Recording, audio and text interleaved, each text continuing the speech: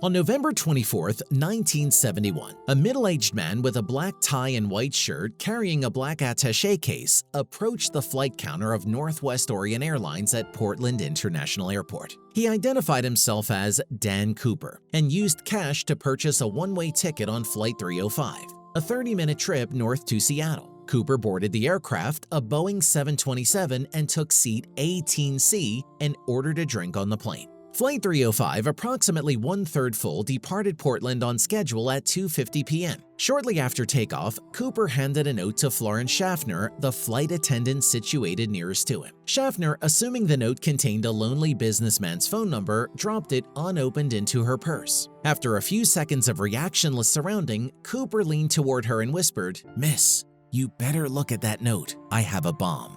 During her check, she saw that the note was printed in neat, all-capital letters with a felt-tip pen. After watching her reading that note, Cooper directed her to sit in the seat beside him. Schaffner did as requested, then quietly asked to see the bomb. Cooper opened his briefcase long enough for her to glimpse 8 red cylinders in 2 rows of 4, assumed to be dynamite. A wire was attached to the cylinders, and a large cylindrical battery was in the briefcase as well. After closing the briefcase, he stated his demands, which were $200,000 in the form of $20 notes, 4 parachutes, and a fuel truck standing by in Seattle to refuel the aircraft upon arrival. Schaffner conveyed Cooper's instructions to the pilots in the cockpit, and when she returned, Cooper was wearing dark sunglasses according to her. The captain, William A. Scott, contacted Seattle-Tacoma Airport Air Traffic Control, which informed local and federal authorities. The 35 other passengers were told that their arrival in Seattle would be delayed because of a minor mechanical difficulty to avoid panic.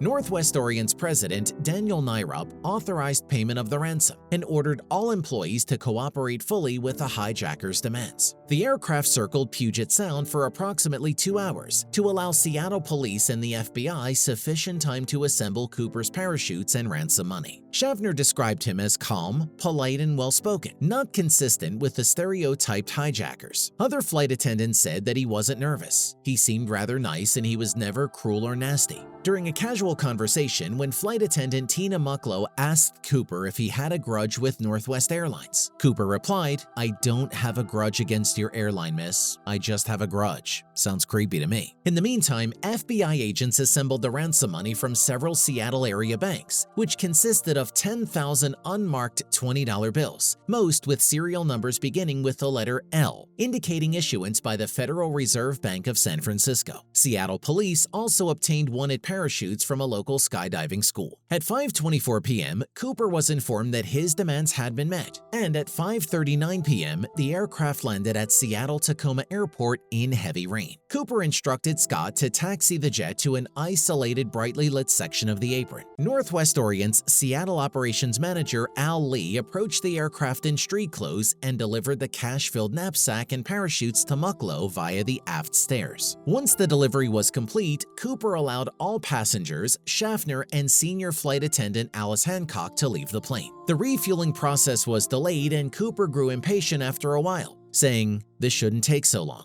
and sent a note to the crew saying, "Let's get this show on the road." Cooper outlined his flight plan to the cockpit crew. He stated that the plane should head towards the southeast course toward Mexico City at the minimum airspeed possible at a maximum 10,000-foot altitude. He further specified that the landing gear remain deployed in the landing position, the wing flaps be lowered 15 degrees, and the cabin remain unpressurized. First Officer William J. Radizak informed Cooper that the aircraft's range was limited to approximately 1,000 miles under the specified flight configuration, which meant that a second refueling would be necessary before entering Mexico. Cooper and the crew discussed options and agreed on Reno, Nevada as the refueling stop. Cooper further directed that the aircraft take off with the rear exit door open and its staircase extended, but Northwest's home office objected that it was unsafe to take off with the aft staircase deployed. Cooper eventually decided he would lower it once they were airborne and asked Mucklow to show him how to operate the stairs.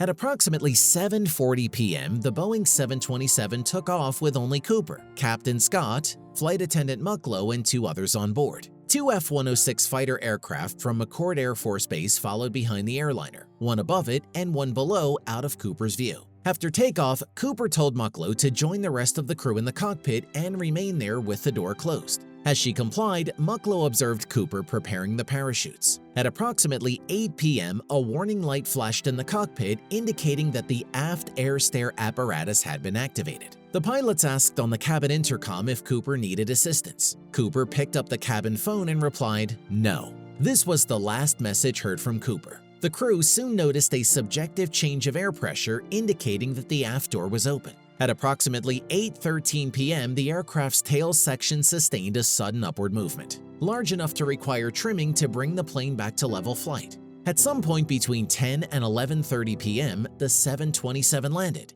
with the aft air stair still deployed at Reno Airport. FBI agents, state troopers, sheriff's deputies, and Reno police were on hand, although did not approach the plane in case the bomb was still live. Captain Scott confirmed Cooper was no longer aboard, and an FBI bomb squad reported the cabin was clean after a 30-minute sweep.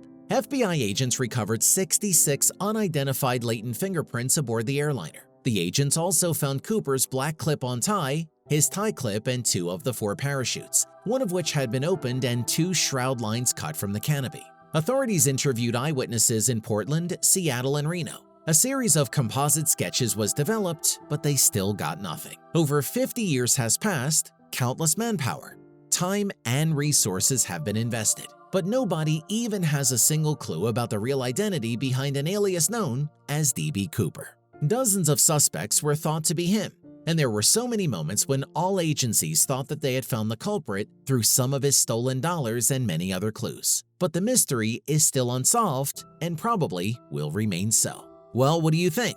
Was he a culprit or an Asgardian? Let me know in the comments down below.